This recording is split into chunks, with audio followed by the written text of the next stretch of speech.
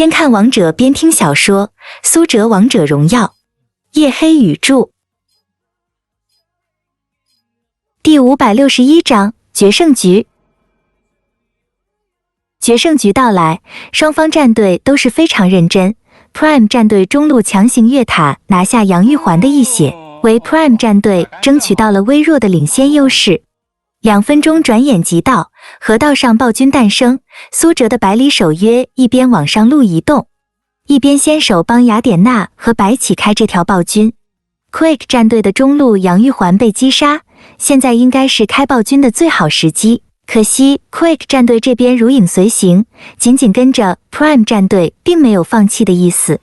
旺财的白起因为扛了防御塔，状态不是太好，再加上没有到4级的白起功能性非常差，同时苏哲上路的兵线非常难看，他必须要快速走位过去清兵才行。于是 Prime 战队不得不放弃这条暴君，回到野区继续打野。而 Quick 战队更没有拿暴君的能力，只好暂时撤退。Prime 战队没有拿下这条暴君啊，这样看来双方的差距暂时不会拉得太大。解说芊道 ，Prime 战队这边虽然开局占据了一些优势，但 Quick 战队也没有落后。赵云和太乙真人始终在河道上巡视，这2个人期间的威胁，我想还是大于 Prime 战队的雅典娜和白起的。不过 Prime 战队虽然从河道撤退了，但苏哲的百里守约却在河道上放了一个眼位。Quick 战队不敢太过接近 Prime 战队的野区，自然也就无法排掉这个眼位。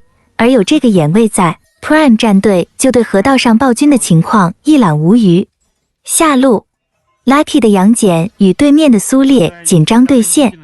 苏烈前期的能力稍逊于杨戬，因此 Lucky 把对手压制得非常难受。苏烈几次退守塔下，防御塔也被杨戬消耗的掉了一些血量。不过 Quick 的苏烈虽然对线上没有优势，但却胜在粘人。Lucky 的杨戬前期应该是充当一个游走 gank 的半刺客型的边路战士，但苏烈却缠住杨戬，让他无法脱身。比赛很快从2分钟进入到了3分钟，但河道上的暴君仍然没有被开。苏哲的百里守约几枪收掉兵线，又开始游走河道，准备开龙。而这个时间点 Prime 的雅典娜也拿到了双 buff， 及时赶来支援。Tiger 中路拖住 Quick 战队。苏哲沉声说道，百里守约、雅典娜和白起3个人开始进攻暴君。而就在这时，中路忽然从河道草丛中窜出一个赵云，大招敲地板给出，直接晕住 Tiger 的嬴政。太乙真人跟上补足眩晕，杨玉环贴身打出控制和伤害效果。一套技能下来， Tiger 的嬴政已经失去了抵抗能力，直接被击杀。Quick 战队扳回一城。而此时2名解说也非常紧张。剑南中路发生团战，我们看到阿牛的赵云捕捉到了 Prime Tiger 的一次非常细微的走位失误，一个大招直接先手晕住嬴政。而在 Quick 战队控制如此密集的情况下，嬴政一旦先手被控制住就危险了。太乙真人跟上持续控制，杨玉环也跟上打出伤害，直接一波带走。Tiger 的嬴政被带走了。 Nice， Quick 战队的这波操作打得很漂亮。芊不由得叹道，但与此同时 Prime 战队则选择在河道拿了一波暴君。我们看到 Quick 战队在中路抓死嬴政之后，也明显感觉到了 Prime 战队在开暴君。杨玉环、太乙真人和赵云3个人直接往河道的暴君处追去，但这波来不及了，暴君已经残血。百里守约击杀暴君，苏哲的一发狙击直接将暴君带走。暴君被 Prime 战队收入囊中，而此时两边的人头比还是1比1。解说话音未落， Prime 战队与 Quick 战队遭遇了。吃掉暴君升级之后的白起直接一个跳大，生生拉住了赵云、杨玉环和太乙真人3个人。漂亮，旺财的白起很有灵性啊，这一波跳大直接拉住3个人，效果非常好。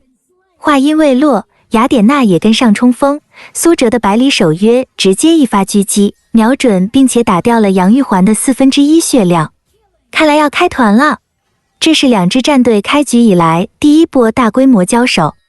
就在此时，边路上的刘邦一个大招开启到杨玉环的身上，同时帮杨玉环套上了护盾。看到这一幕，苏哲立即当机立断，打不了，撤退。太乙真人的复活还在 ，Quick 战队这边4个人，实际上相当于是5个人。同时，刘邦支援的速度实在是太快了 ，Prime 战队以少打多肯定占不到便宜。更何况中路的输出炮台嬴政被先手秒掉了，这就更不能和 Quick 战队打了。于是 Prime 战队快速从河道上撤离，相当于骗了刘邦的一个大招。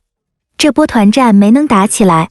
Prime 战队的撤退很果断，在太乙真人有大的情况下，的确很难与 Quick 战队打团，因为太乙真人的复活技能实在是太变态了。没错，更何况中路的杨玉环跟了过来 ，Prime 战队在杨玉环的保护下，能否打掉 Quick 战队的血量，逼出 Quick 战队太乙真人的复活大招还不一定。更何况这波团战 Prime 战队没有中路的法师嬴政。这让他们的输出更没有保证。两名解说分析的过程中 ，Prime 战队已经撤离了战场，目前两边的经济差距仅只有500块 ，Prime 战队以微小的优势领先。Prime 战队这边拿到暴君之后，大家的情绪仍然紧张，前期必须得搞点事情，不能让杨玉环发育的太平稳。韩小军道 ，Lucky 点头，是啊，我还说有走 gank 一波。但我这边线上的苏烈很猥琐，我一走就过来拆塔，再加上苏烈这家伙拆塔速度太快，我真是不敢走。下路的苏烈的确很难缠，而且还有2条命，去 gank 他的收益有限，还很危险。苏哲皱眉道，2条命的苏烈杀死他就需要比别人多1倍的时间，而一旦在这个时间内被 Quick 战队赶到，那么就是反打一波的局面。尤其是 Quick 战队还有一个难缠的刘邦，在苏烈被围殴的时候，刘邦一个护盾下来，这样的苏烈几乎是打不死的。Quick 战队的这套阵容的确很肉，很恶心，再加上一个全屏加血的杨玉环，还没有打大规模团战，苏哲这边就已经头疼不已了。接下来双方都很保守，入侵野区的情况没有出现。很快比赛进入第5分半钟，下一个争夺的对象还是河道上的暴君。百里守约的眼位终于被 Quick 战队反掉，苏哲连忙过来补充第2个眼位，不料刚刚从河道靠近暴君的龙坑脱离伪装状态， Quick 战队的太乙真人就直接闪现过来，企图爆炸留人，惊险！解说剑南大声喊道，为苏哲的百里守约捏了把汗。但苏哲的反应这次依然惊人，直接一个大招逃脱控制，并且一枪狙中了太乙真人。可是 Quick 战队的连环埋伏还没有结束，在百里守约落地的一瞬间，赵云又直接一个大招拍了过来。苏哲这一次的反应依然惊人，闪现躲开了赵云的控制，连续2个位移，摆脱了2个人的纠缠。看台上欢呼如雷，完全被苏哲的表现所震撼。解说更是瞠目结舌，漂亮的操作。长歌的百里守约在百万军中如入无人之境，接连躲过太乙真人和赵云的攻击，还淡定地在暴君的龙坑处插了一个眼位。而闪现落地后的百里守约没有闲着，原地蹲下开狙。Quick 的赵云没能追上百里守约，反而被百里守约开枪爆头，打出眩晕效果。哥，我背带裤啊！操，补了一发平 A。